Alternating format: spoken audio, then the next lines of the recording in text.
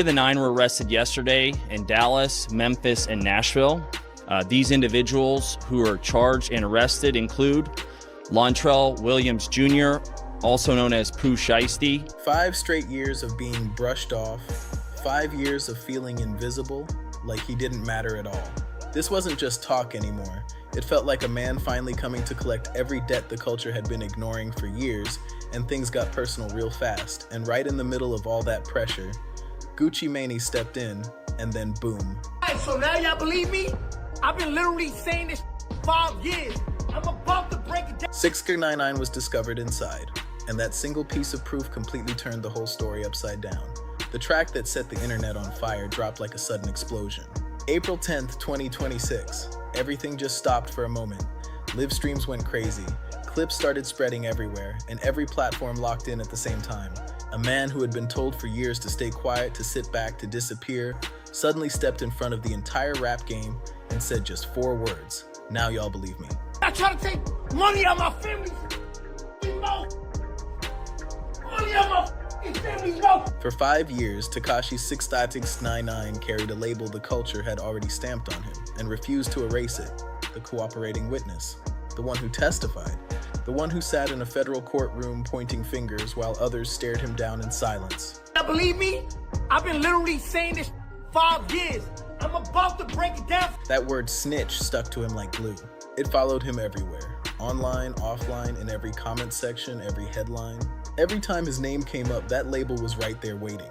No matter what he dropped, no matter how loud he got, no matter how many times he tried to shift the narrative, the culture had already made its decision, and they weren't moving. Then, April 10th, 2026 hits, and everything changes. Gucci Mane, a name built over decades, a legend tied to a strict code and a reputation that carried weight, drops a track titled Crash Dummy. And just like that, the internet goes straight into chaos mode. Within minutes, clips of 6ix9ine reacting start circulating, and it's instant madness. No delay, no warning, just pure explosion. TikTok, Instagram Reels, YouTube, Facebook, everywhere you look, those moments are spreading like wildfire. What started on April 10th rolls into the 11th, turning into one of the most heated debates hip-hop had seen in years. People weren't just talking music anymore. They were arguing street code, loyalty, snitching, and who really lives by the rules versus who just talks about them. Hear your stupid ass. Yo, I'm gonna put your shit on your comment section. 6 seconds. That's all it took. 6 seconds became the sound of the week. But before diving into everything 6ix9ine said, before breaking down every claim, every reaction, every angle he pushed, there's a backstory that actually matters. Because this didn't just come out of nowhere, you've got to rewind. You've got to understand what Crash Dummy really was, why it even existed, and what went down on January 10th, 2026 that made a moment like this even possible. I remember 6ix9ine situation? Y'all remember the 6ix9ine situation? When y'all say, it's the streets, you know what you... Gucci Mane isn't just another rapper, he's one of the key architects of trap music. The founder of 1017 Records, a label that helped launch careers, build legacies, and push some of the biggest Southern artists into the spotlight over the last 15 years. Calling him an institution isn't an exaggeration, it's just reality. Businessman? How many excuses? How many times? No, it's them. 6 seconds. That's all it took. 6 seconds became the sound of the week.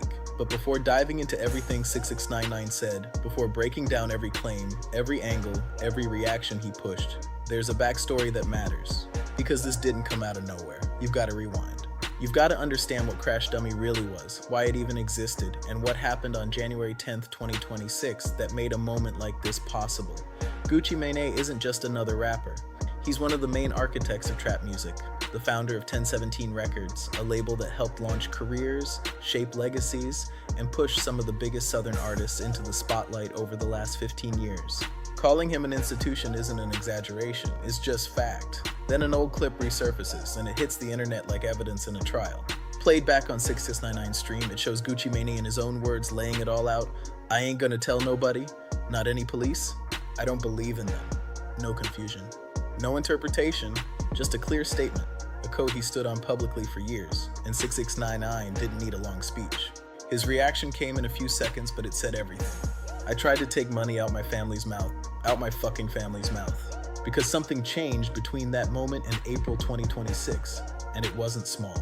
a studio situation in Dallas, a federal indictment tied to multiple names, and a diss record that turned the internet upside down, screaming hypocrisy louder than anything in recent memory.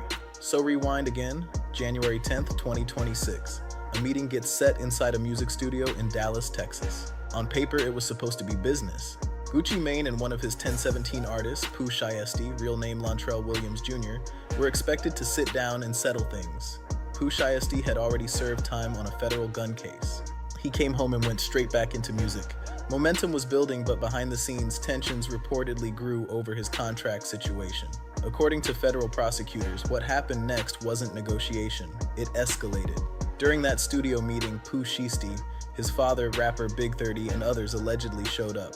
What was meant to be a discussion reportedly turned into an armed situation.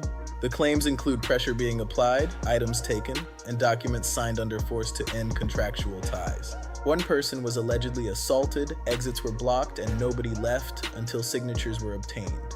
And this wasn't just internet talk, it came from a federal complaint supported by evidence like footage, phone data, location tracking, and digital records. By April 1st, 2026, arrests were made across multiple cities. Federal charges including kidnapping and conspiracy were announced. Some defendants were denied bond. 6ix9ine remained in federal custody. Gucci Mane was named in filings but publicly denied cooperating or testifying. Then just 9 days later, he walks into a studio and records Crash Dummy with Zaytoven. The track doesn't name people directly, but it clearly describes events tied to that Dallas situation. It speaks about betrayal, pressure, trust being used as leverage, and calls the people involved crash dummies. One line even challenges the legality of forced signatures, implying they hold no weight under pressure, and the internet split immediately. One side said it was just music, storytelling, expression, nothing more.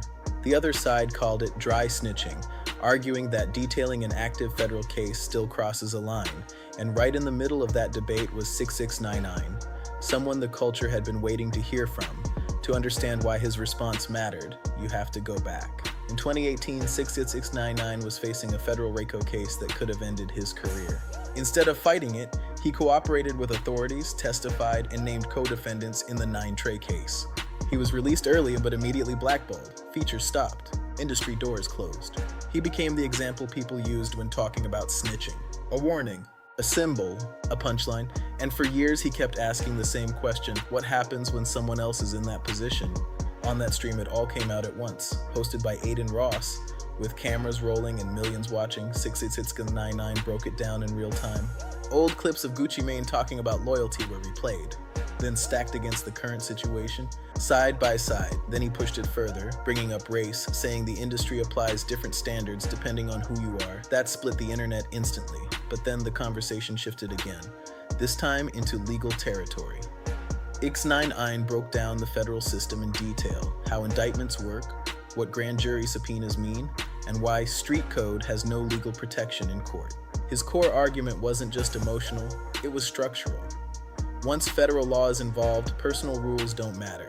And then, unexpectedly, he ended the segment by reading a Bible verse, a moment that left viewers divided between confusion, reflection, and disbelief. By the next morning, the clips had gone everywhere, and once that happened, the reactions came flooding in. Freddie Gibbs called the situation insane, even joking it looked like AI. DJ Academics doubled down on the double standard, arguing hip-hop owed 6ix9ine an apology.